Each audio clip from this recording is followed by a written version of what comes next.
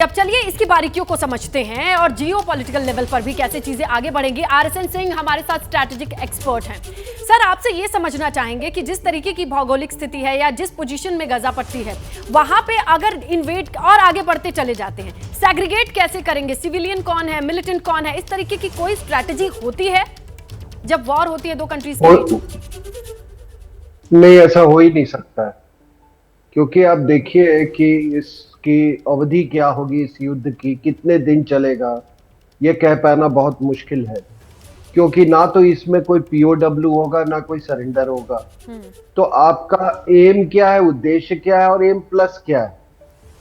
M plus आपका ये है कि एक ऐसा अस्थाई इसका समाधान ढूंढा जाए कि हमेशा के लिए अब इजराइल वहां से, गाजा से महफूज हो।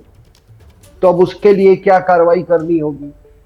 कार्रवाई करनी होगी कि जितने उनके टनल नेटवर्क्स हैं, ये क्या है कि दो मल्टी स्टोरीड बिल्डिंग्स के बीच में बीच से ये फायर करते थे, ठीक है ना जी। और जो एंट्री और एग्जिट होता है इनके टनल्स का, वो ये बिल्डिंग्स के पास खुलता है और के पास ये खुलता है।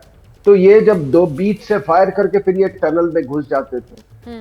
तो जब तक ये पूरा टनल नेटवर्क आप ये नहीं करेंगे, तो उसको ध्वस्त नहीं करेंगे, तो कोई अस्थाई समाधान होगा नहीं।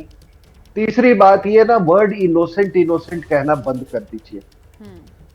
याद रखिएगा कि हमास को इन लोगों ने चुनाव में इन लोगों ने विजय दिलाई थी।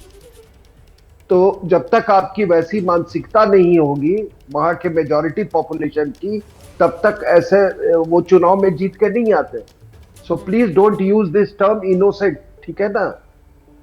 अगर ये वहां से उनके टेरिटरी से, और कौन आपको ये भी बता दे कि जिसको आप इनोसेंट बोलते हैं, ये 6-7 गेट ऑपरेट करते हैं गाजा और इसके बीच में, और उसी तरह से वेस्ट इजराइल के बीच में। ये वहां से नौकरी करने आते थे वहां पे। ये इनके यहाँ जब कोई किसी महिला का डिलीवरी होता था तब इजराइल के हॉस्पिटल में आते थे। और इजरायली लोग, मान लीजिए अगर उनका पैलेस्टाइन में उनके लेबर चार्जेस मान लीजिए 10 रुपए है, तो यहाँ उनको 20 रुपए दिए जाते थे कि ताकि ये दहशतगर्दी से निकले। तो please don't use, I can not use this. जी जी जी।